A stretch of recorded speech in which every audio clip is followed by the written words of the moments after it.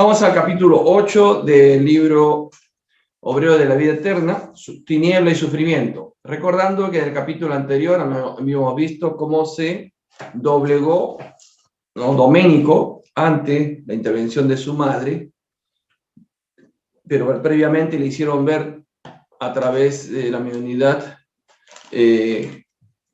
todo lo que había hecho de malo. Lo que pasa es que él, como todos nosotros, cuando hacemos algo malo, no queremos reconocer en primera.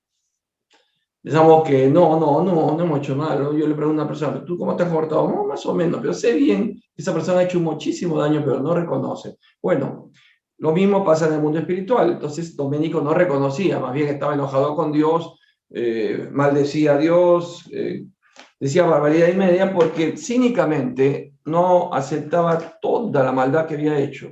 Y nos hemos quedado asombrados escuchando cada una de las memorias que él tenía en su memoria espiritual de las maldades que había hecho. Y eso tenemos todos, ¿eh? Todos tenemos una especie de grabador que se va registrando en nuestro espíritu todo lo que hacemos y todo lo que pensamos inclusive. Entonces, acto bueno, acto registrado, acto malo también. Y lo que estaba haciendo esta hermana era recordarle para que él vivenciase y no tuviese ninguna alternativa de poder decir, no es verdad eso. Es como una época hicieron los Vladivideos, ¿no?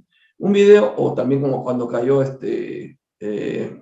Kuczynski, ¿no? Un audio. Esas cosas son pruebas que nadie puede decir, no es, ¿no? Bueno, vamos al tema. Tiniebla y Sufrimiento, capítulo 8.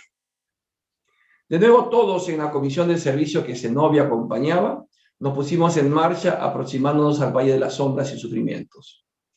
Las tinieblas se volvían de nuevo muy densas y no se conseguía divisar el paisaje, pero subían hasta nosotros frases conmovedoras, dolorosos lamentos, blasfemias, imprecaciones. Presentía que un gran grupo de infieles se revolcaban en el suelo más abajo. Los improperios infundían recelo. Sin embargo, los gemidos provocaban un eco angustioso en el alma. Los demás compañeros experimentaban emociones análogas porque la hermana Zenobia tomó la palabra aclarando. Los padecimientos que sentimos no implican desconocimiento de la protección divina. Incansables trabajadores de la verdad y del bien visitan con regularidad estos sitios, convocando a los prisioneros de la rebeldía a la necesaria renovación espiritual. Pero ellos se retraen, rebeldes y endurecidos en el mal. Se lamentan, suplican y provocan compasión. Pero es muy raro que alguno de ellos oiga nuestros ruegos. A veces intentamos imponerles el bien, pero cuando son obligados a retirarse del valle tenebroso, nos acusan de violencia e ingratitud, huyendo de nuestro contacto e influencia. Por eso allí el arrepentimiento no era sincero. Y para poder ser auxiliados, rescatados de esas zonas, tiene que haber un arrepentimiento. Sin embargo, estos espíritus, como muchos espíritus, no se arrepienten de lo que han hecho. Inclusive nosotros encarnados, ¿cuántas veces hemos escuchado decir, bueno, yo no me arrepiento de todo lo que he hecho en mi vida? Y ha hecho barbaridad y media, pero no se arrepiente. No. Y entonces quieren ayudarlos, se quejan, suplican ayuda, pero no dan el primer paso. Decir, sí, yo estoy aquí porque me lo merezco. No lo quieren reconocer. Y cuando logran sacarlos, casi forzados, se rebelan también y huyen de la casa de tránsito para regresar a ellos mismos, a zambullirse en esos pozos de barro, de dolor y sufrimiento, porque prefieren ese lugar que estar sometidos a una reeducación. A pesar del triste contenido de estas palabras, Zenobia nos las decía con gran espíritu de servicio, a jugar por el buen ánimo que se desprendía de sus gestos y palabras. Su negación, continuó la orientadora, no supone ninguna negativa por nuestra parte. Acordémonos que el esfuerzo de la naturaleza convierte el carbón en diamante. Bonita analogía, ¿no? El esfuerzo del carbón, el carbón cuando está comprimido en la tierra, en las profundidades, se convierte en carbón, en diamante. Trabajemos en beneficio de todos los necesitados. buscando para nuestro espíritu el divino don de reflexionar sobre los supremos designios. Háganse las obras de la vida no como queremos, sino como el Señor lo determine. Grande es la beneficencia del Padre para con nosotros. Repartámosla en servicio de fraternidad y esclarecimiento en la armonía común. Después, 10 colaboradores, obedeciendo sus órdenes, encendieron unos focos de intensa luz. Contemplamos entonces, sensibilizados y sorprendidos, un monstruoso cuadro vivo. Una gran legión, habíamos dicho que son más de 5.000, ¿no? Una gran legión de sufridores cubría el fondo, un poco más abajo de nuestros pies. La rampa que nos separaba no era escarpada, pero el lodazal era enorme y compacto. Ahí estaban sumergidos. ¿Se acuerdan de la película Más allá de los sueños? En una parte en que está bajando, Robin Williams está bajando a los infiernos, se ven que hay enterrados en un pozo, o sea, como una explanada, y se veía solamente las cabezas, todos estaban sumergidos, pero las cabezas, eso lo han sacado de aquí. Ese cuadro. Están sumergidos y solo se ve la cabeza. Vean en la película esa Más allá de los sueños. Debido a la brusca claridad, muchas voces suplicaron socorro en frases angustiosas que nos rompían el alma. Otras, sin embargo, se hacían oír de diferentes formas. Vociferaban blasfemias, ironías, condenas. Zenobia nos recomendó, para el éxito de nuestro trabajo, que formásemos todos un grupo compacto para que infundiésemos respeto y temor a las peligrosas entidades que se mezclaban allí con los infelices, añadiendo: los adeptos a la rebeldía y a la desesperación también se encuentran aquí, obligándonos a una severa actividad defensiva. Son pobres desequilibrados que intentan impregnar todas las situaciones con la desarmonía en que viven. O sea que allí hay verdugos, estos espíritus enloquecidos, pero castigan a esos que están sumergidos en ese fango. Una legión, más de 5.000, se imagina como un mar, pero de seres sumergidos, solo se ve a veces cabezas, y donde están gritando. Qué impresión, ¿no? Después solicitó al padre Hipólito que dirigiese un... Entonces ya estamos teniendo una idea de cómo es ahí.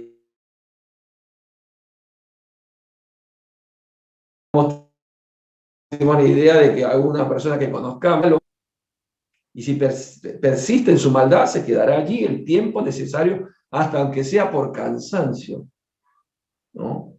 Se arrepienta. El ex sacerdote abrió un pequeño manual evangélico que llevaba consigo y leyó en la relación del apóstol Lucas, la parábola del hombre rico que se vestía de púrpura en una cómoda existencia, mientras el mendigo con llagas tocaba en balde la puerta de su sensibilidad. Pronunció en voz alta y pausada todos los versículos desde el número 19 hasta el 31 del capítulo 16. Lo pueden encontrar en sus Biblias. Lucas, capítulo 16, versículo del 19 al 31. Inmediatamente después, llenando el expresivo silencio, destacó la sentencia: acuérdate que recibiste tus bienes en tu vida, que consta en el versículo 25, y se disponía a comentarlo cuando unos gritos blasfemos llegaron hasta nosotros, amenazadores y sarcásticos. Fuera, fuera, abajo la mentira del altar. Ataquemos al cura. Estamos bien, somos felices, ni pedimos auxilio ni necesitamos de arengas. Tenemos aquí nuestro cielo, váyanse al infierno. Los adversarios de nuestra actuación no se limitaron al vocerío perturbador. Unas bolas de sustancias negras comenzaron a caer a nuestro lado, partiendo de varios puntos del abismo de dolor. Las redes, dijo Zenobia dirigiéndose a algunos colaboradores, extiendan las redes de defensa aislando nuestro grupo. Las órdenes fueron cumplidas rápidamente y varias redes luminosas que se desdoblaron frente a nosotros de un material especial para el momento debido a su elevado potencial magnético, porque las bolas y flechas que nos lanzaban se detenían allí paralizadas por una misteriosa fuerza. ¿Ven? ¿Ven qué peligroso es para ellos, los mismos espíritus que van en un plan de ayuda, de rescate, de socorro? Son tratados así. Ellos dicen que ese es su cielo y están felices allí. Porque el malo que no se arrepiente en su maldad se goza. La directora de la casa transitoria, acostumbrada a situaciones semejantes, ofrecía un bello ejemplo de firmeza y serenidad. Después de organizar la defensa, hizo una señal al predicador para que hablase. Y el padre Hipólito, sobreponiéndose a los ruidos y a los insultos, nuestro deseo fraternal es que os preparéis para la recepción de la luz divina.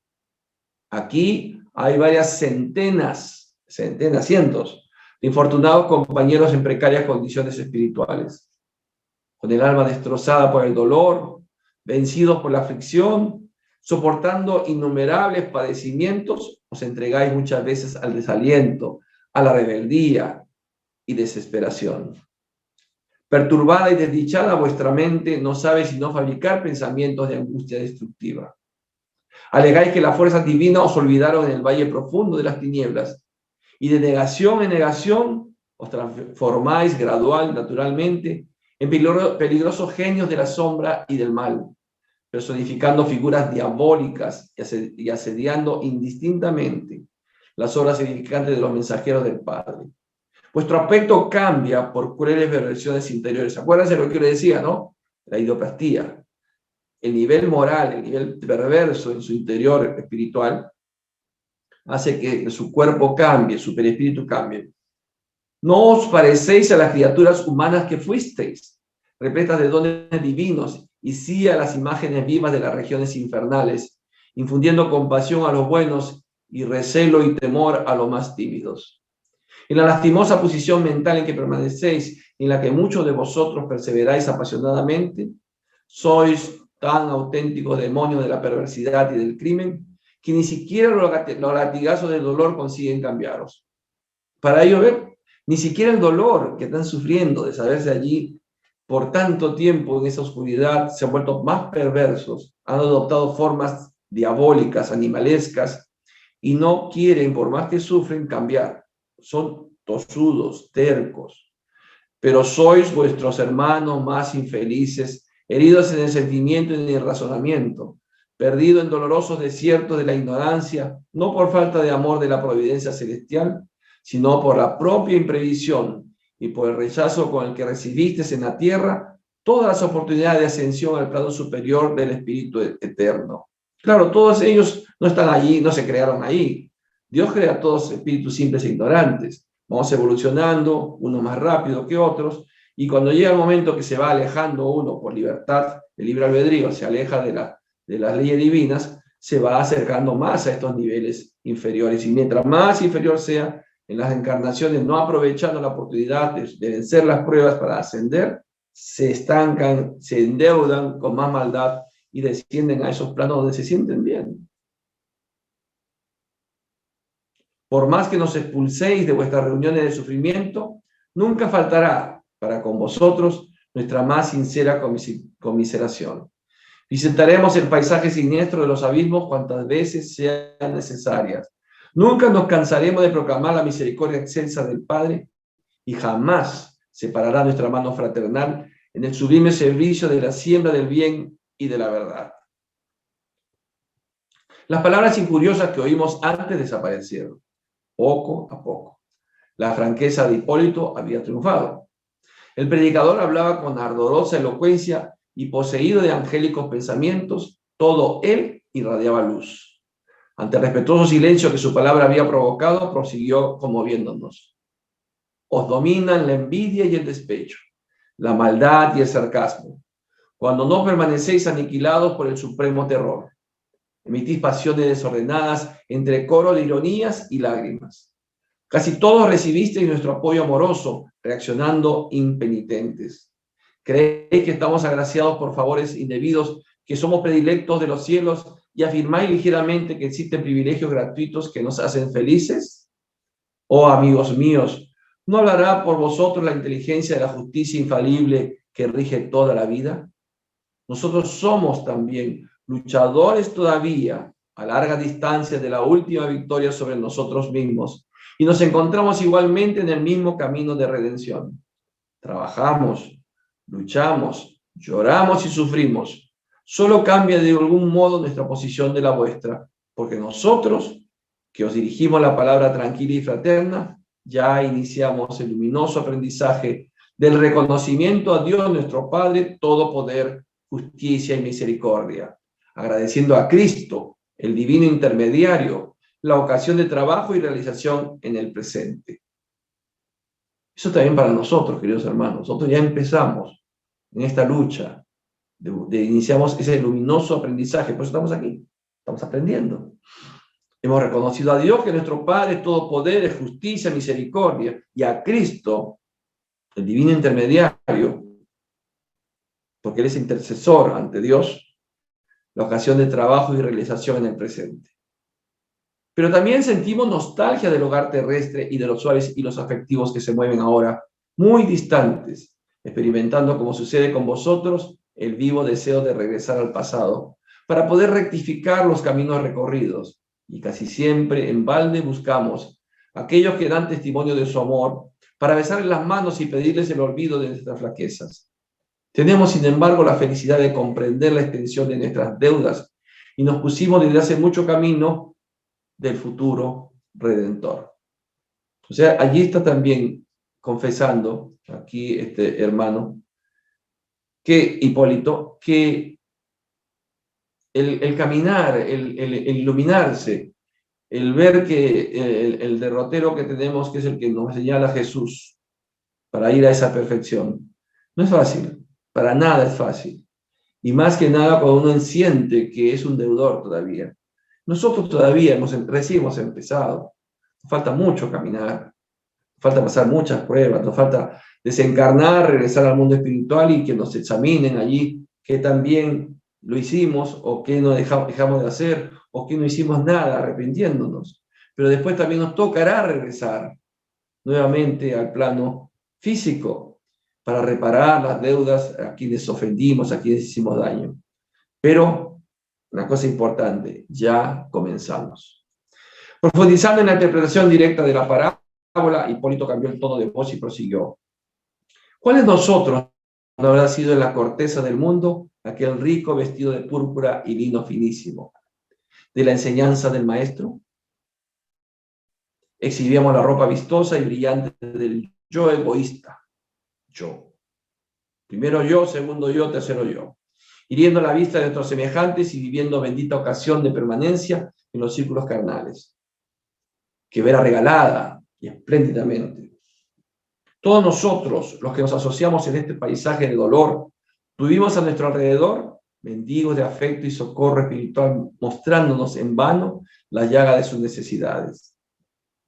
Se llamaban ellos familiares, parientes, compañeros de lucha, hermanos remotos de humanidad.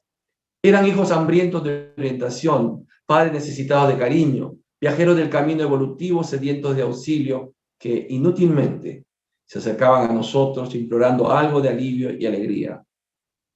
En general, nos acordábamos siempre tarde de sus heridas interiores, indiferentes al menosprecio de la oportunidad sublime que nos había sido concedida para administrarles el bien.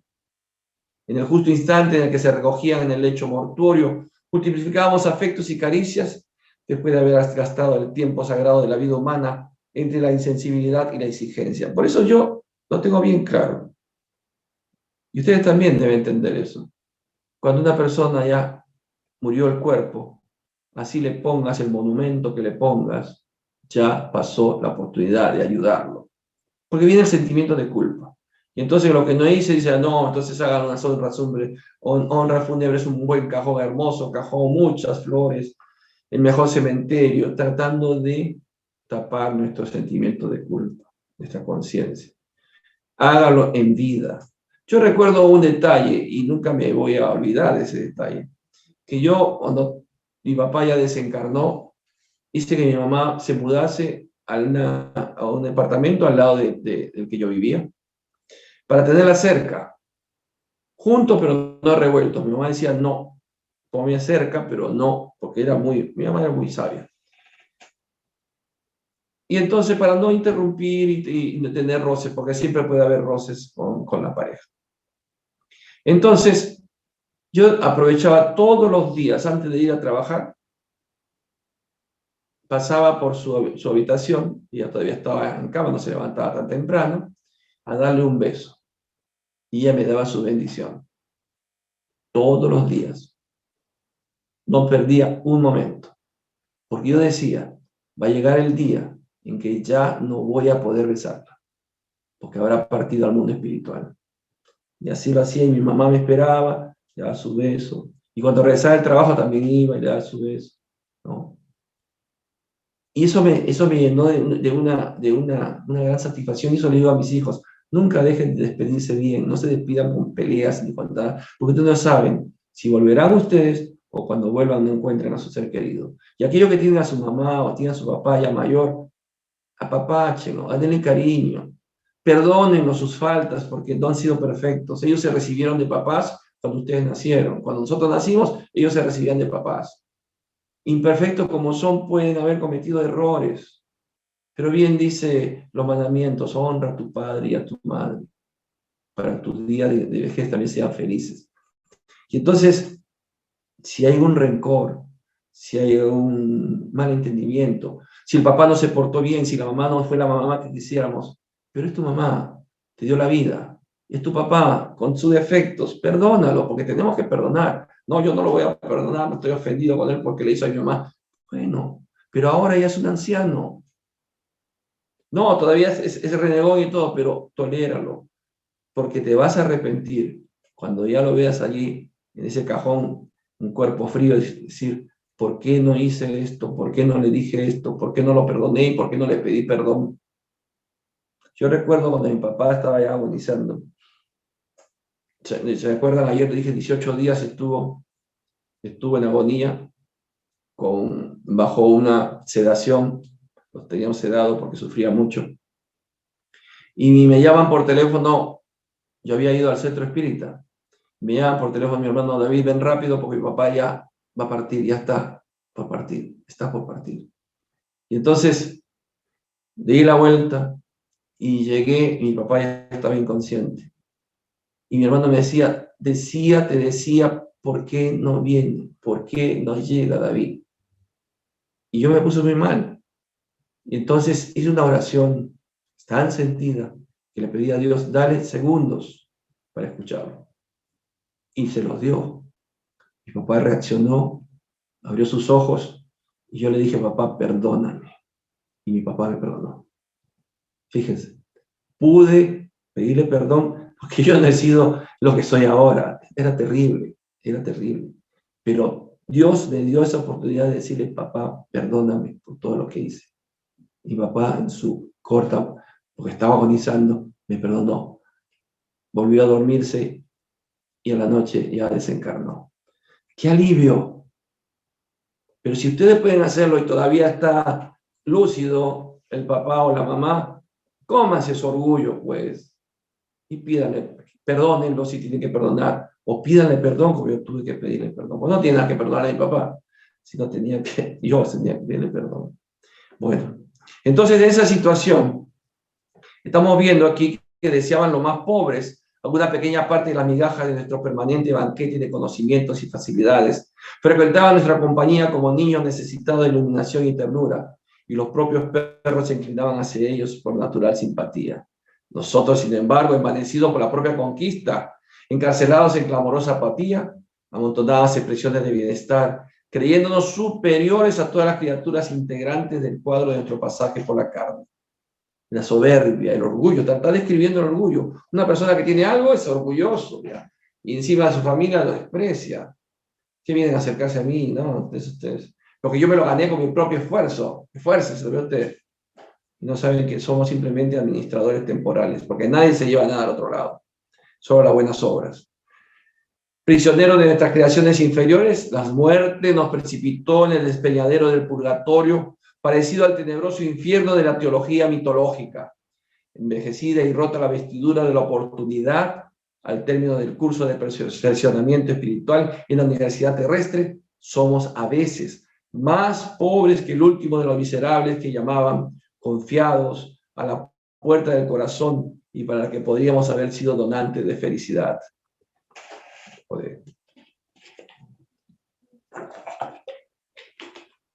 está hablando pues de que cuando nosotros somos administradores temporales de las riquezas, nos volvemos así tan duros, tan insensibles, pudiendo ayudar, es una gran falta, es una gran falta. No hablamos de pecado, una gran falta, porque pierdes la oportunidad de ayudar a tu prójimo, de hacerlo feliz, aunque sean momentos, porque no te piden mucho. Tampoco es cuestión de que tú te pongas en la fila y hagas una fila grande y empiezas a regalarte dinero. Tampoco dice eso, no, eso es malo. Pero, por ejemplo, que están ayudando a los que estamos ayudando, somos todos, los que estamos ayudando a estos comedores, a estos ollas comunes. ¿No saben que ellos oran por nosotros? Porque saben de que si no fuera que tuviéramos esa sensibilidad de ayudar, no podrían comer. Ya estamos ayudando, ya estamos haciendo, pero no podemos quedarnos así. Bueno, yo ya di mis 100 soles, muy bien, yo siempre digo gracias, pero examínate a ti misma o a ti mismo. ¿Es lo que puedes dar o es lo que te sobró? ¿Es lo que puedes dar o es lo que te sobró? Yo ahora cuando hago un gasto, y no digo por más ejemplo, sino uno se va sensibilizando cada vez más. Cuando hago un gasto, ya lo hago en relación a cuánto significa ese gasto que estoy haciendo superfluo comparado con cuántos platos de comida podría dar si no hiciera ese gasto superfluo. Vamos a gasto superfluo, no te hago los gastos básicos, tampoco te dice eso. Lo justo y suficiente.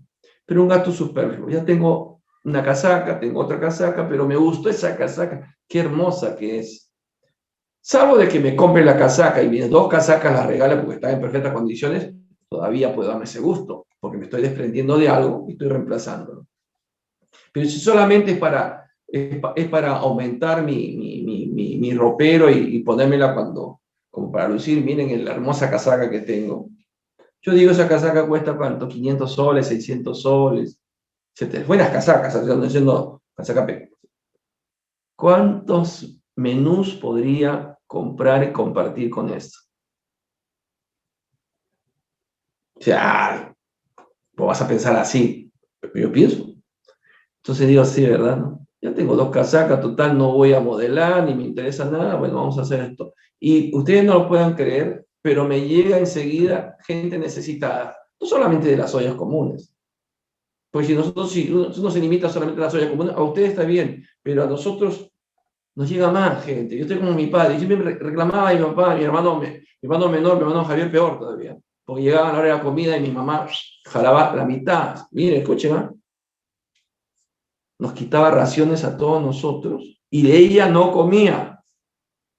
Y salía con los platos de comida a los que le pedían de comer. ¿Cómo era? Y mi hermano se enojaba, pues. Le quitaban su ración. Por eso decía, ¿por qué no vienen a otra hora? Justo a la hora de la comida, escondan las ollas. Así decía mi hermano Javier. El gordito que he compartido que está preparando el locro hoy día, que a propósito es el día de la patria, de Argentina. Gracias por saludarme, muchas gracias. Josefa, yo te saludé, ¿no es cierto? Y a Raúl también. Pero a todos ustedes mi agradecimiento. Ninguno me ha saludado, qué bárbaro, ¿no? Nadie se acordó. Bueno, ¿qué importa? Los perdono. Entonces, vamos al hecho. Y poder, en esa forma, tener la disposición de compartir. Porque ya es una disposición, ya no es, escúcheme lo que estoy haciendo bien, no, y peor, anónimamente, que nadie sepa, todo agradezca al Padre Germán. Ayuda que hago, no solamente donde sea, o ustedes me dan y yo comparto, agradezcan al Padre Germán. No nos agradezcan a nosotros, porque nuestro ego puede crecer. Y el Padre Germán es el que recibe las bendiciones de todos los días. Está contento el Padre, porque todo el mundo ora y le agradece a él. Bueno, continuamos. Entonces, tenemos que somos administradores. Aquí pasaba eso. Eso es lo que está haciendo, explicando Hipólito con respecto a esta porción del Evangelio. El estacionamiento, después del esfuerzo destructivo, establece un clima propicio a los fantasmas de todas clases, fantasmas que torturan la mente que les creó, llevándola a pesadillas crueles. Uno mismo, mira, uno mismo crea su infierno, por eso el infierno físicamente no ha sido construido, son estados del alma. En su conciencia tienen esto, lo que mal que han hecho. Y ellos van creando esas formas, esos fantasmas que los atormentan. Cavamos pozos abismales de padecimientos torturantes por la intensidad del remordimiento de nuestras miserias íntimas. Construimos penitenciarías sombrías con nuestra negación voluntaria ante los beneficios de la providencia. Desiertos ardientes de odio y rencor se extienden a nuestros pies, seguido de jornadas vacías de tristeza y de consuelo supremo. Nos parecemos a duendes vagabundos de la inquietud y del desaliento, por la amargura de lo que fuimos y por la dificultad casi invencible en la adquisición de los recursos para lo que debemos venir a ser. De un lado la quiebra escandalosa, del otro el desafío de la vida eterna. Como el rico infeliz de la parábola, sin embargo, sabemos que muchas de nuestras víctimas de otro tiempo escalaron a altas posiciones en el campo jerárquico de la eternidad, que muchos de aquellos mendigos de cariño de la hacienda humana fueron conducidos a las fuentes de la maravillosa sabiduría y del inagotable amor. Y así, ¿por qué no rogamos la ayuda de sus bendiciones que intercedan por nosotros? ¿Por qué no doblamos humildemente la cerviz, haciendo los desvíos del pasado para recibir la sublime e indispensable cooperación del presente? Sabemos, amigos, que muchos de vosotros padecéis atormentados la devoradora sed de agua viva del Espíritu inmortal, que afligidos y desanimados en este valle de sombra, desearéis romper todos los obstáculos para la recepción de una gota apenas del líquido precioso prometido por Jesús a los sedientos que se consagrasen a Él de buena voluntad. Porque Jesús dijo, yo traigo el agua viva, ¿no? El agua que para tomarla nunca más tendrás sed. No bastan, sin embargo, los ruegos de dolor para que el rocío divino refleje el corazón dolorido y dilacerado. Urge regenerar el vaso del alma enferma, eliminando el polvo venenoso de la tierra para que permanezca puro y reconfortante el rocío del cielo. Es imprescindible el sufrimiento de función purificadora. Ellos eligieron la ley de dolor y sufrimiento. Los desvaríos mentales a los que nos entregamos en la corteza planetaria son energías que se manifiestan en el presente con la intensidad de las fuerzas liberadas después de larga represión. Y ahí la intraducible angustia del hambre, de la sed, de la aflicción, de la enfermedad, que muchos de vosotros aún sentís por la carencia de conformidad con las leyes establecidas por el Eterno Padre. ¿Ven? Y ellos se crean esas necesidades. Todavía piensan que el estómago les duele del hambre, la sed, la lengua se les seca, el sufrimiento de las enfermedades, las llagas, todo está dentro de su estado de conciencia. Por el silencio del ambiente me parecía que el padre Hipólito era oído con respetuosa atención por las innumerables filas de sufridores congregados allí delante de nosotros. Después de una ligera interrupción, continuó el predicador bien inspirado. Ninguno de nosotros, los que rogamos por vuestra renovación, encontró hasta ahora la residencia de los ángeles. Claro, ellos todavía no habían llegado a los niveles de espíritus puros. Un ángel es un espíritu puro. Ellos eran espíritus esclarecidos, espíritus buenos, pero todavía no habían llegado a esa perfección. Somos compañeros en cuyo corazón palpita plena la humanidad, con sus defectos y aspiraciones. Pero comprendemos el tormento que os consume y traemos a todos la invitación de renuncia a los impulsos egoístas, al reconocimiento debido al Señor y a la penitencia por nuestros errores voluntarios y criminales del pasado. Agradecemos a la misericordia divina y reunidos, pidamos a Cristo el entendimiento de su voluntad sublime y sabia, con la fuerza precisa para ejecutarle donde estuviéramos. No roguemos, como el rico engañado de la narración evangélica, cualquier ventaja para nuestro individualismo o para el círculo personal de nuestros intereses particulares, pero sí la comprensión suficiente de los deberes que nos corresponden en la actualidad menos venturosa, de acuerdo con sus directrices salvadoras. Y llenos de confianza nueva, aguardemos el porvenir en el que la tierra, nuestra gran madre, nos ofrecerá generosa otras ocasiones fecundas de aprender y rescatar, santificar y redimir. Está refiriéndose a otras reencarnaciones. Pues nosotros tendremos la cantidad de reencarnaciones necesarias para poder lograr ese crecimiento, ese avance, esa evolución espiritual. Por eso algunos me dicen, esta es mi última reencarnación, supongo. No. Todavía te falta mucho porque no has vencido tu ego, tu orgullo, tu vanidad, tu soberbia. No. Nos falta muchísimo, muchas reencarnaciones para lograr filtrarnos, limpiarnos, depurarnos de toda esa pesada carga que traemos, empezando por el egoísmo. En este momento, El ex sacerdote suspendió por largo rato la predicación y pudimos realizar un detenido examen del cuadro exterior.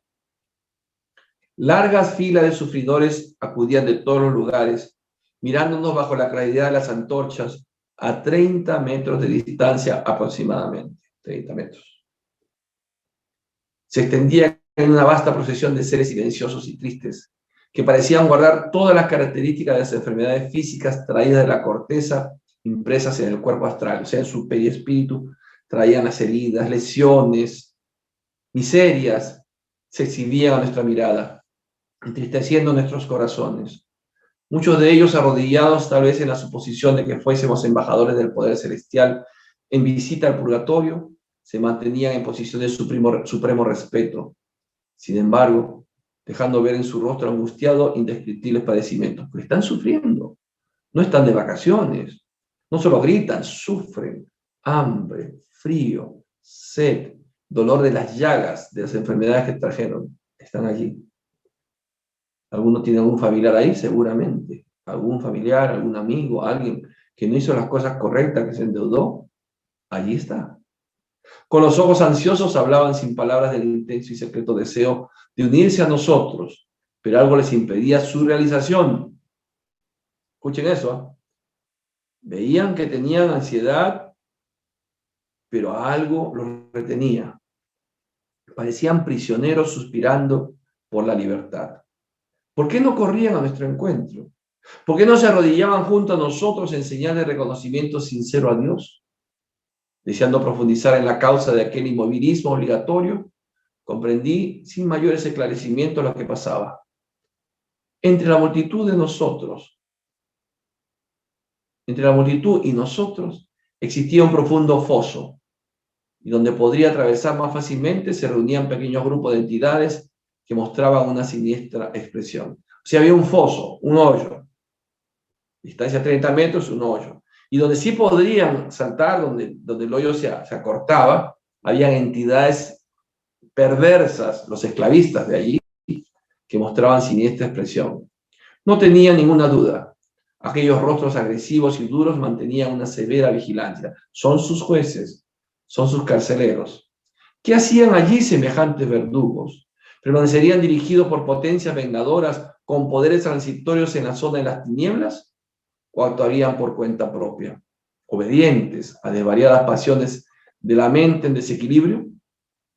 Recorté antiguas leyendas del infierno esbozado en la teología católico-romana para concluir que la hoguera ardiente, donde Satanás se complacía en torturar a las almas, debía ser más bella que el paisaje de lodo, tiniebla y sufrimiento que se encontraba a nuestra vista. Pero recogí el hilo de las consideraciones innecesarias al momento, comprendiendo que el momento no admitía divagaciones sino una contribución activa. Y empezó a divagar, a recordar lo que dice la doctrina católica romana sobre esto. Pero ese no era el momento, se estaba yendo él. Prolongándose la pausa del predicador, una criatura de rostro patibulario gritó en medio de gestos odiosos: no pedimos ejército de salvación, váyanse de aquí. Bastó la solitaria manifestación para que otras manifestaciones de desagrado explotasen. No deseamos redimir nada, nada debemos.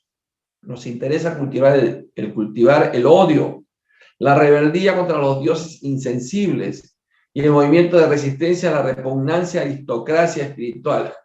Nos insultaban de arriba abajo. Mueran los predicadores de la virtud falsificada, fuera los oportunistas del más allá del sepulcro. Viva nuestro movimiento de destrucción contra el viejo orden de los señores y los esclavos. Después de las ruinas edificaremos el nuevo mundo. ¿Te parece un mensaje senderista? Estamos hablando tanto de esto. Pase un manifiesto, miren. Viva nuestro movimiento de destrucción contra el viejo orden de los señores y de los esclavos. De las ruinas, después de las ruinas edificaremos el nuevo mundo. Ese era su ideario, ¿no? Un gigantón avanzó hasta el borde del foso, hizo un significativo gesto de provocación y preguntó: ¿se cayó el cura? Se rió diabólicamente y continuó: pierden el tiempo. Están completamente engañados. También tenemos un programa y también sabemos querer.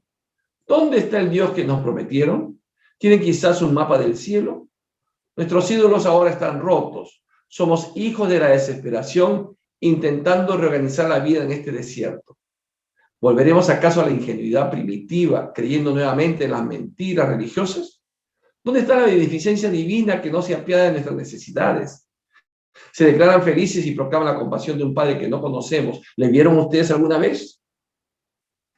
Al decir monstruoso, al tener una forma monstruosa, horrible, gigantón, mal hablado, no quiere decir que no sea inteligente, porque está utilizando acá sus propias palabras del sacerdote para refutarlo. Hablaban de un Dios y le dice, ¿tú lo viste? ¿Cómo me puede dar certeza que ese Dios existe? ¿Lo has visto? Porque él había dicho que todavía no había llegado a los niveles de angelitud. Una fría carcajada puso punto final a sus últimas palabras. Bajo una fuerte impresión, el padre Hipólito respondió: el conocimiento de la divinidad y la ruta celestial se encuentran dentro de nosotros mismos. ¿Cómo seríamos tan absurdos de aguardar una completa y rápida identificación de nuestra naturaleza proveniente de la irracionalidad en tan poco tiempo, con la sublime plenitud de Dios? ¿Cómo se puede igualar el sapo con el sol? Buena, esa es buena. ¿Cómo se puede igualar el sapo con el sol? Es verdad que las religiones antropomórficas de la tierra envenenaron nuestra mente, instaurando falsos conceptos de Dios en nuestra razón. Claro, antropomórfica por ejemplo diciendo que Dios se ofende, Dios se enoja, Dios tiene celo, es celoso, es un Dios. Esos son antropomórficos, o sea, darle cualidades o características humanas a Dios. Eso envenena nuestra mente, ¿sí?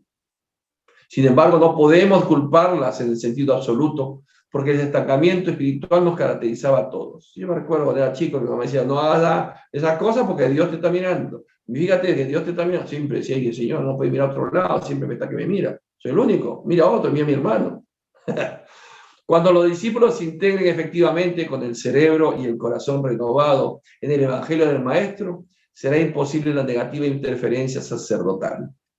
El dogma, considerado espacialmente, constituye un desafío y castigo simultáneos. Si el dogma no te deja pensar, no te deja pensar, ya es una verdad absoluta. No puedes ni razonar ni nada. Por eso la iglesia tiene sus dogmas. No puedes cuestionarlo. Si no, puede ser expulsado, qué sé yo, puede ser excomulgado. Bueno. Dice, un desafío a la inteligencia investigadora y constructiva para que se dilate en el mundo la noción del universo infinito, y un castigo a las mentes ociosas que renuncian con ligereza al don de pensar y decidir por sí mismas las cuestiones sagradas del destino. En todas partes encontraremos la sabiduría operante e invisible del Señor en todos los detalles de la naturaleza. Silenciad, por lo tanto, la vanidad herida y el orgullo humillado que os dictan observaciones ingratas y criminales. Deteneos en el santuario de la conciencia y no exigiréis visiones y revelaciones que no conseguiríais soportar. Compadecidos por vuestra rebeldía e infortunio, rogamos al Señor bendiga la esperanza de cuantos nos oyen, hambrientos de suprema redención, como nosotros, delante de la grandeza inapreciable de la vida eterna. Para otro público, las palabras del sacerdote serían vivas y convincentes, pero las entidades endurecidas y perversas para las que fueron proferidas se mostraban frías e insensibles. Se hicieron oír otras voces en un siniestro coro. Basta, basta, fuera, fuera. Pero entre aquellos que nos seguían atentamente contemplamos innumerables rostros angustiados, revelando el pavor que les causaban sus compañeros. Aumentó su número. Reconocí entonces que no había allí un solo niño, solo adultos, jóvenes y viejos de todos los aspectos.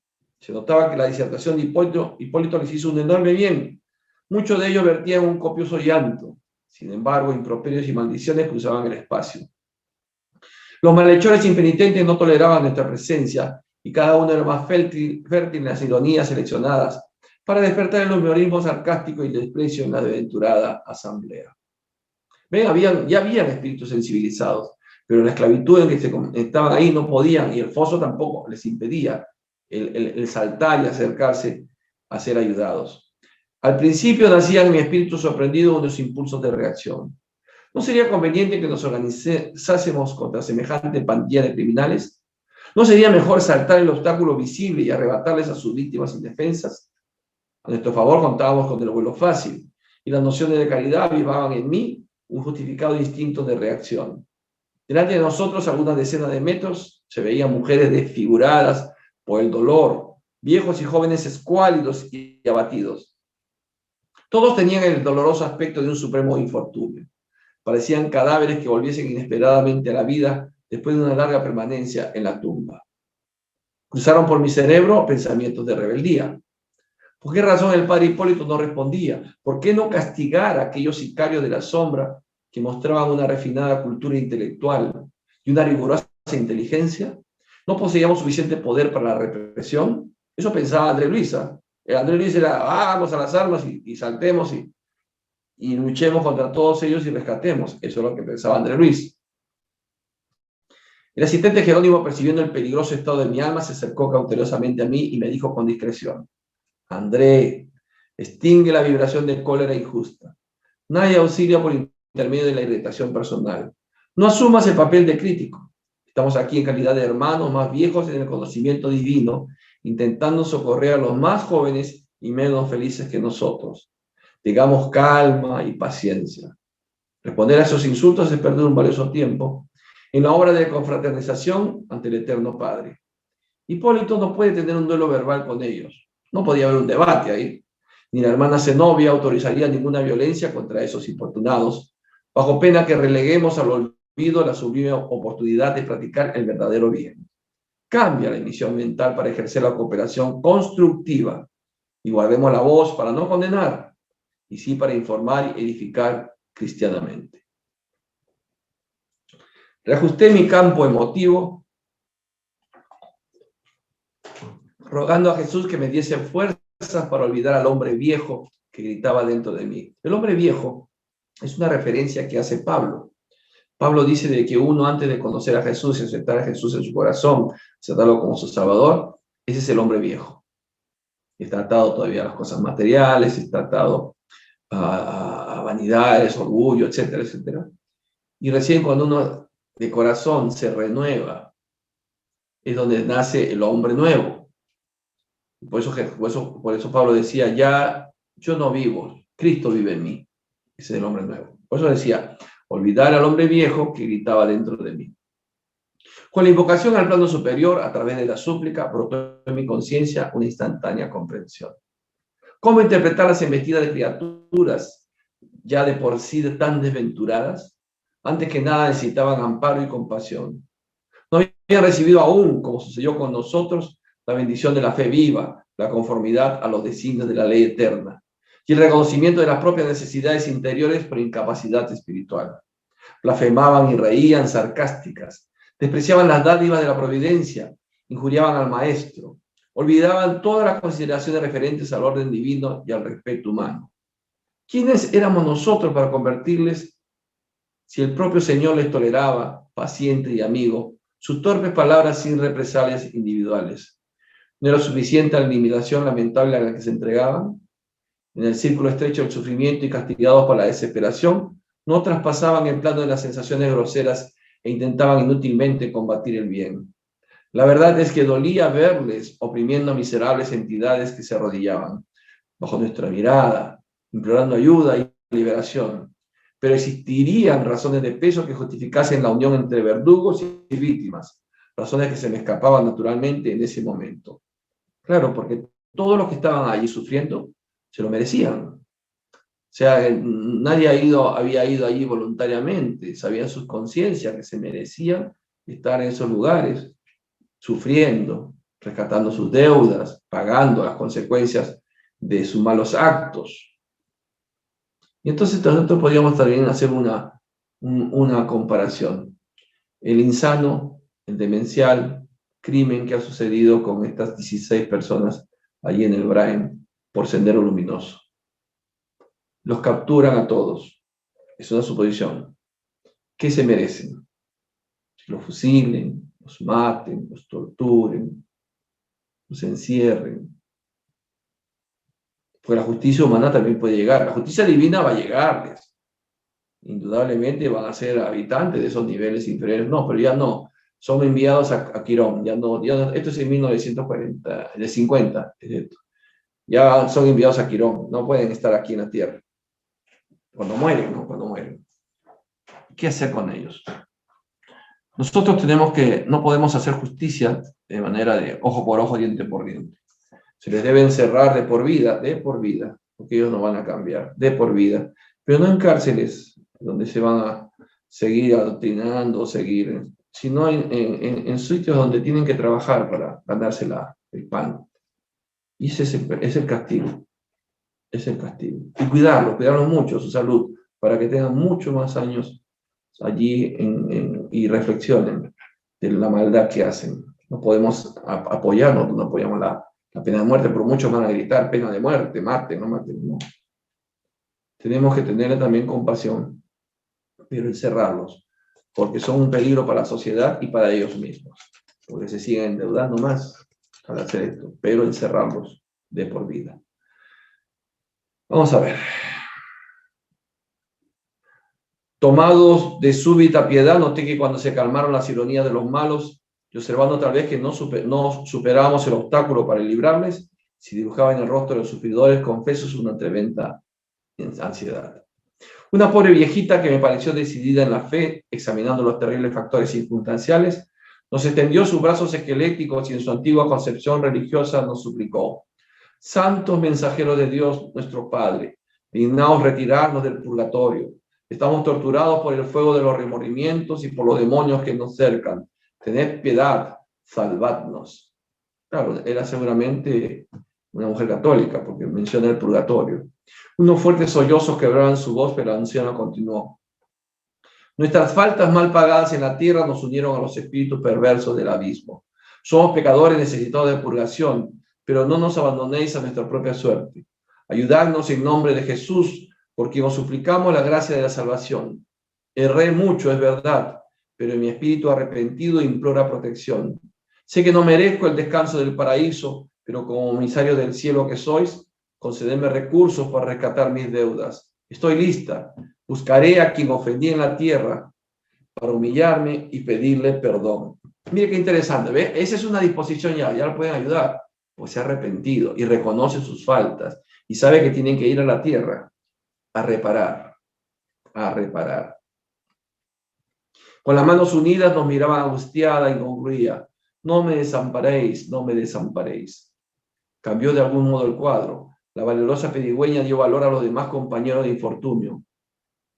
Por los méritos de San Gerardo de Mayela, gritó un infeliz, revelando su antigua condición de católico romano: libéranos de aquí, sálvanos del torbellino infernal, socórrenos por el amor de Dios. Destacándose una de las otras, las súplicas proferidas evidenciaban la presencia de adeptos de variados credos religiosos. ¿Ven? Qué democrático es el infierno, porque no hace excepción, todo el que haga el daño va, seas católico, evangélico, musulmán, shintoísta, ateo, todos caen en el mismo pozo, conocidos en la tierra. Y los espiritistas, escucha, atentos, levanten, paren la oreja. Y los espiritistas no faltaban en el triste concierto. Porque no significa solamente decir yo soy espiritista, sino tienes que hacer obra, abrir como hemos dicho, vencerte a ti mismo, tu estado de conciencia, pedir perdón, perdonar, hacer el bien. Y ahí estaban algunos que no habían hecho nada de eso. Una señora de porte respetable, cabellos rebeldes y profundas llagas en el rostro, dijo llorosa: miren, escuchen esto: espíritus del bien, auxiliadme. Yo conocí a Becerra de Meneses en la tierra, ese espíritu tan bueno, lo conoció. Acepté el espiritismo. No obstante, ay de mí, mi creencia no llegó a ser fe renovadora. Me dedicaba al consuelo, pero huía a la responsabilidad. La muerte me lanzó aquí, donde he sufrido bastante la consecuencia de mi relajamiento espiritual. Socorredme por Jesús. ¿Por qué pasa eso? Porque todos nosotros tenemos un conocimiento ahora. Y a pesar de ese conocimiento, no hacemos la transformación que nos pide ese propio conocimiento, tenemos mayor deuda. Así de que aprendan a nadar, los que no saben nadar, porque van a nadar en fango, hagan sus prácticas. Aquel que no realmente aplica las enseñanzas que estamos aprendiendo. Hacer el bien es sencillo, no es difícil, pero tenemos que vencer nuestro ego, nuestro orgullo, nuestra soberbia, nuestra vanidad, de ser miserables, de no querer compartir, hay que vencerlo. De todos los rincones salían ruegos conmovedores.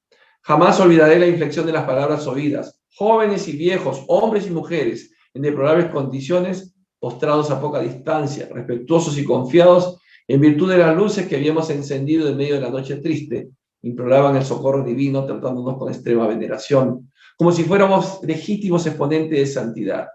¿Se imagina si no hubieran esas luces? Todo era oscuridad, por eso no tienen noción del día, de la noche, del tiempo que pasa, piensan que toda la eternidad van a estar allí. Y más si tienen la idea de que el castigo eterno es peor el sufrimiento que sienten. Cuando los ruegos crecieron, partiendo de tantas bocas, los verdugos empuñaron látigos siniestros, esparciendo latigazos casi indiscriminadamente. La mayoría de los pobres que se mantenían arrodillados se desbandó a pasos tan apresurados como le fue posible, regresando a las esquinas sombrías del valle profundo. Sin embargo, algunos soportaban los golpes heroicamente, prosiguiendo de rodillas y contemplándonos ansiosos. Señalándonos sarcástico, un perseguidor vociferó: ¿están viendo? Son benefactores de corbata. No se lanzan a la lucha a favor de nadie. Enseñan con los labios, pero en el fondo son mensajeros del infierno, insensibles y duros como estatuas de piedra. Ninguno de ellos osa atravesar la barrera para prestaros asistencia y socorro. Surgieron unas carcajadas tan escarnecedoras que todo mi sentimiento de repulsa humana afloró de repente. ¿Por qué no se reprimía al provocador? ¿Por qué no castigarle debidamente? Me acercaba de lleno al desequilibrio mental cuando la hermana Zenobia, temiendo tal vez por nuestra reacción, se volvió tranquila y nos recomendó: amigos, conservemos la calma para un trabajo eficiente. Nadie permanece en este abismo de dolor sin razón de ser. O sea, nadie está allí por una injusticia que se hizo, ¿no? Todos los que están allí se lo merecen. Allí no hay un juicio final. Uno muere, el cuerpo físico, y uno tiene un nivel vibratorio espiritual. Y ese nivel vibratorio espiritual te va a llevar al nivel que te corresponde. Y toditos van en fila allí. No piensen ustedes que hay alguien que está juzgando, o Pedro que está diciendo: tú te vas al infierno, al cielo. Son tonterías, inventos. O que estemos esperando el juicio final. Tampoco. Inmediatamente van allí. Por eso están todos en ese abismo de dolor sin razón de ser. Todos tienen un motivo. Y posiblemente convencida de la necesidad de un argumento más firme para desviarnos, agregó: ¿qué sería del cristianismo si Jesús abandonase el madero del testimonio a medio camino para entrar en lucha con la multitud? ¿Qué hubiera pasado si Jesús negaba, tiraba la cruz y empezaba la revuelta ahí entre todos sus seguidores? Pero no lo hizo. Permanecemos aquí en tarea consoladora y educativa, no lo olvidemos. El castigo de los culpables vendrá de más alto. La referencia nos hizo elevarnos en el sentido de nuestro cometido. Las almas efectivamente superiores poseen el don de proyectar nuestro espíritu en zonas sagradas de la vida, reintegrándonos en la corriente de inspiración de las fuerzas divinas que sustentan el universo. El tiempo no permitía ninguna disertación más larga, relativa a las obligaciones que deberíamos desempeñar. Sin pérdida de tiempo, la directora de la casa transitoria se puso a trabajar con los auxiliares que había traído, desenrollando un extenso material socorrista. Iban los recursos en medio del camino cuando varios grupos de infelices intentaron vencer el obstáculo, ansiosos por reunirse con nosotros. Pero los verdugos, actuando hábiles, les golpeaban cruelmente, empeñándose en la lucha para precipitarles al fondo del foso tenebroso del que huían las víctimas llenas de visible terror. Activa y delicada, Zenobia ordenó que fuesen lanzados unas bandas luminosas de salvación al otro lado, con el propósito de retirar el mayor número posible de sufridores de tan amarga situación. Sin embargo, a la orden siguió una odiosa represalia. Los genios diabólicos se hicieron más duros. Vinieron míseras almas a montones buscando agarrarse a las extremidades resplandecientes caídas en la margen opuesta, como un acogedor puente de luz. No obstante, se multiplicaron los golpes y las patadas. Entidades perversas en gran número contenían a los afligidos prisioneros, impidiendo su salvamento con manifiesto recrudecimiento de maldad. Nuestro esfuerzo persistió por largo rato, pero observando que era inútil, pues solo favorecía el incremento en la agresividad de los verdugos, la hermana Zenobia, muy serena, determinó que fuese recogido el material utilizado para los trabajos de salvación. Se habían tirado como unas mallas para rescatarlos, para pescarlos, pero los la represión, no es una represión, ¿no? Alguien que reprime, de estos espíritus atormentadores, esclavizadores, golpeaban, latigazos, y entonces era una lucha, pero increíble. Es bueno para una película, ¿no? ¿Se imaginan esa escena de que unos quieren pasar y no los pueden ayudar? Las rogativas llorosas de las víctimas se cruzaban con las frases incuriosas de los verdugos y nos oprimían el corazón. Después de recoger el material sin haber sido utilizado, la delicada orientadora pidió a un colaborador de que le trajese un pequeño aparato para ampliación de la voz y habló pausadamente en dirección al abismo. Le trajo un megáfono. Hermanos, en la humanidad reine con nosotros la paz divina. Su palabra adquirió un impresionante poder de repercusión. Retumbaba lejos como si fuese dirigida a las almas que quizás se mantuviesen durmiendo a considerable distancia. Sin ninguna demostración de impaciencia o desagrado continuó. Regocijaos, corazones de buena voluntad, y confiad, sobre todo en la protección de nuestro Señor Jesús. Nos dilaceran vuestros dolores, nos alcanzan de cerca las incomprensiones y sufrimiento a los que os entregasteis, apartados de la ley divina. Y si no atravesamos el foso negro, en la suprema tentativa de salvaros temporalmente del mal, es porque somos igualmente compañeros de lucha, sin inmunidades angélicas, y tenemos posibilidades limitadas en el amparo a los semejantes. Alegraos, sin embargo, y aguardad confiados, porque se manifestará en vuestro beneficio el fuego consumidor en esta región menos feliz, donde tantas inteligencias perversas pretenden estar sobre los mandamientos del Padre y menosprecian sus bendiciones de luz. Mañana mismo se demostrará el supremo poder. Hizo una pequeña pausa y prosiguió. Hace más de un lustro que la casa transitoria de Fabiano se encuentra en esta zona de tinieblas. ¿Cuánto es un lustro? A ver, Google. Convocando almas perdidas. Busquen en Google lustro, por favor. Convocando almas perdidas para que aprovechen la oportunidad del recomienzo a través del trabajo digno, en cuyas bendiciones hay siempre recursos para limpiar las manchas del pasado, regenerando los caminos del porvenir. Hace cerca de 2000 años que enseñamos el bien y la verdad. Claro, el tiempo de Jesús. Preparando corazones para el futuro redentor. Si es innegable que muchos hermanos se valieron de nuestra humilde ayuda, aceptando el remedio para la restauración, la mayoría de vosotros siempre huyó a nuestra influencia, desdeñando nuestra ayuda, rechazando la colaboración, despreciando el trabajo, favoreciendo la discordia y la persecución y poniéndonos obstáculos de toda clase. Pero amigos míos, la casa de Fabiano todavía está a vuestra disposición hasta mañana durante las primeras horas. Ante la grave inflexión de aquella voz y teniendo tal vez en cuenta el aviso, se callaron las voces pervertidas y desequilibradas. Los más perversos pasaron a contemplarnos entre el recelo y la interrogación. Después de un corto intervalo, Zenobia prosiguió profundamente emocionada. No luchamos cuerpo a cuerpo con la ignorancia astuta e infeliz, porque la delegación que el Maestro nos confió nos impone deberes de amor y no de lucha.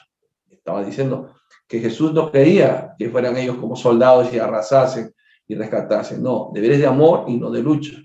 Fuimos designados para administrar el bien y lamentamos que hermanos tan desventurados nos ofrezcan resistencia, sumergiéndose en el pantano de la rebeldía personal.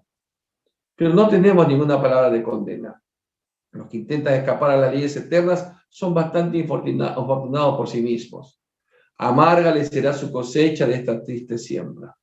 Invertirán largo tiempo extrayendo espinas envenenadas introducidas por ellos mismos en el corazón.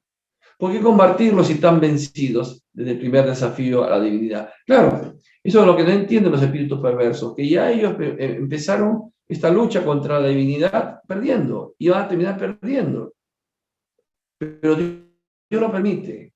¿Por qué lo permite? Porque están aprendiendo. Por eso lo permite. ¿Por qué torturarles si siguen perseguidos por los fantasmas creados por su propia rebeldía e insensatez?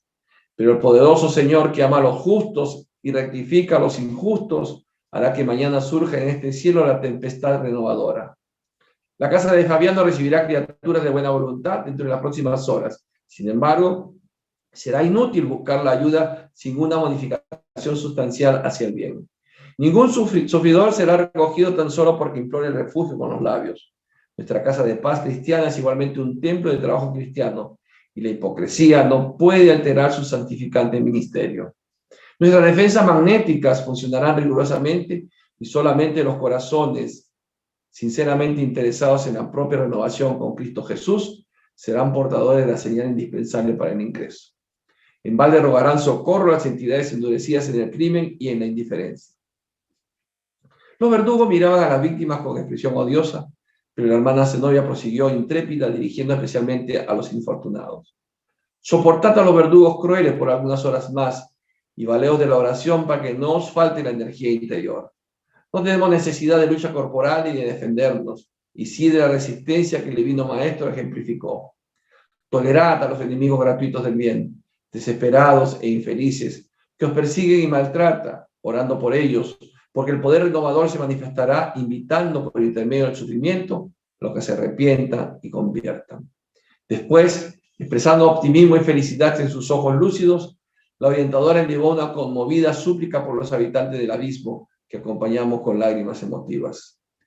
Los semblantes angustiados nos seguían, atentos, en la otra margen, mientras los impenitentes adversarios de la luz guardaban silencio.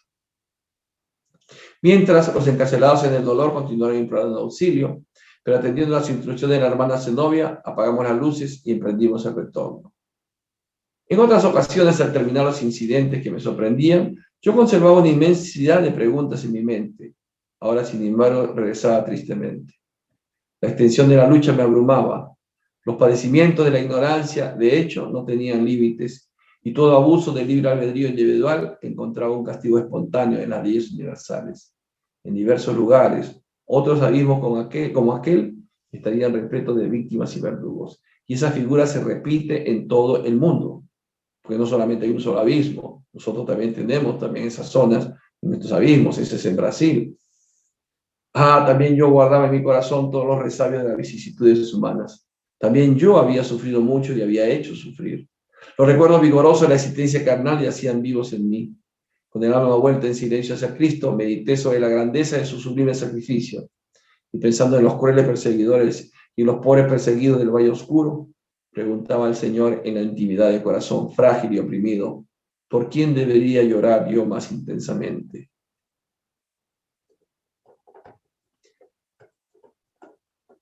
Vemos en esta parte que les están ofreciendo que va a venir ese fuego renovador, es un fuego, van a ver en el siguiente capítulo lo que ocurre. No podían ellos liberarse, ya estaban arrepentidos, había muchísimos arrepentidos que podían ser liberados y ayudados, pero llevados a la casa transitoria, no pueden ir a los niveles superiores, por si acaso, para reeducarse y posiblemente reencarnar en un futuro.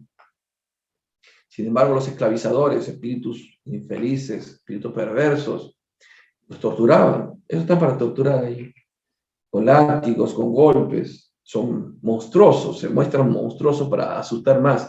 En cambio, el sufridor es famélico, totalmente adelgazado, pues de hueso y pellejo, ¿no? Se le reconoce de sus formas humanas.